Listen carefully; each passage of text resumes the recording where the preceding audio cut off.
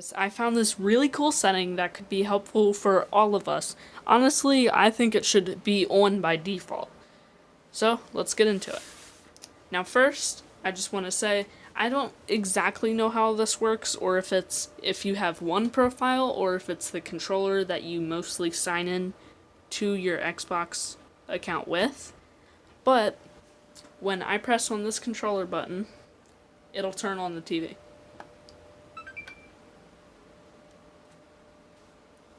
There we go. And then, if I press this,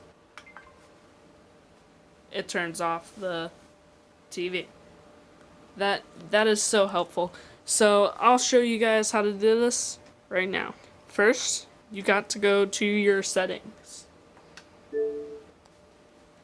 Now, you need to go into TV and display. Now all you need to do is go to device control, go to device power options, go to TV, and then set up whatever it tells you to do for TV. Oops. Set up whatever it says for you to do with TV, which I set it up so I can't select it. Now don't set up audio receiver because you don't have one. Anyway, make sure that it says when the Xbox turns on, send on, and when the Xbox turns off, send off. That way, whenever, obviously, your Xbox turns on, it turns the TV on. Whenever it turns off, it turns the TV off. This is so helpful. Like, you just turn on your Xbox, the TV turns on with it. It's just so much easier. Now, let's go into my next setting. Okay, for this one, we're going to go to volume and audio output. Now we're going to go to additional options. And so what we have is party chat output, headset, and speakers. So basically we can hear our game, we can hear people through the speaker, which is really useful when you don't have a headset. So you can't talk back, but you can hear people talk to you. It's really helpful. And here's the only thing that's really bad about it, is that when you do have a headset, or when you get one, you just hear this constant echo of like your own voice or the player's voice who's talking through the TV. So usually what I do is mute the TV, which is really annoying because that means I gotta turn down the TV the whole time or push the mute button. Anyway, but there's actually a quick tip and trick for this. You just press this: mute speaker audio when headset is attached. Check. So whenever you're hearing people through the game, and then you're like, oh, they have a chat, they can talk, they have a mic, you just plug in your microphone, and it turns off this right over here, or should turn it off. Matters if you got everything plugged in correctly, certain things, but it's super helpful. My third one is in Xbox accessories. Now all you have to do to get there is go over to Games and Apps, go over to Apps, and now you have to find the controller thingy. Now we go to that, click that, there we go, and now it's going to load up your controller once it detects it. If it doesn't detect it, then there's a problem. Now, there's the setting I want to talk about, and then there's this really cool, helpful stuff that could help you in the future with buttons not working and stuff like that.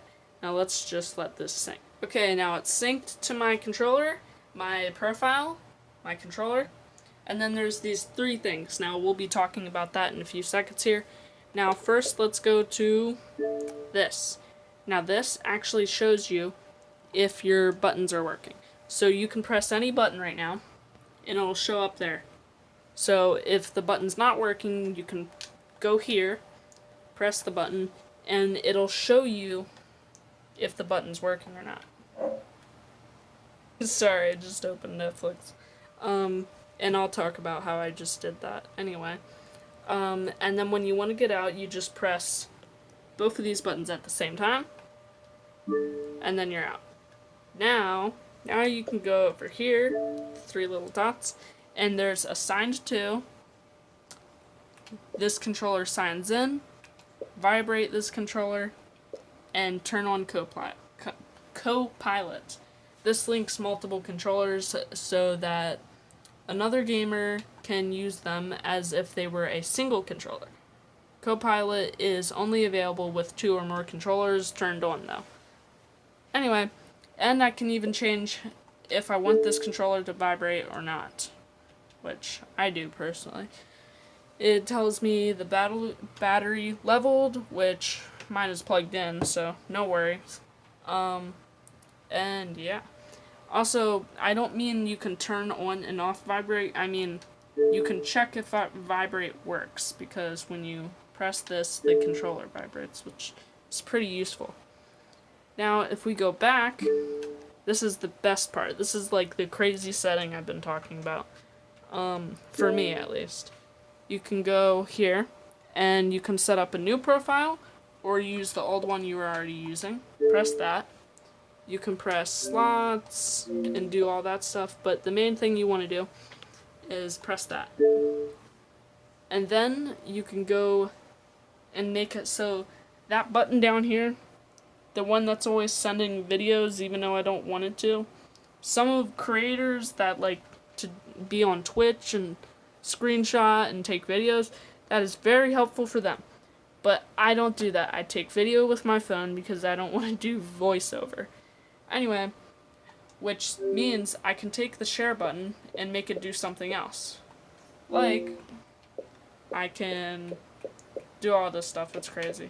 I can make it so the share button goes to mute TV. It's really cool because you can do so many different things. And so I made it so when I double tap, it pulls up my party. When I press it, it goes to my friends. And when I hold it, hold on, let me get out of this. When I hold it, it goes to Netflix. That way I don't have to search for Netflix. Anyway, once you're done, you'd save it all. And you'd have these little icons, which one stands for party, one stands for friends, and one stands for sending me to Netflix. And by the way, it doesn't just send you to Netflix. You can make it so it can go to whatever you want. Games, apps, whatever. It's so amazing.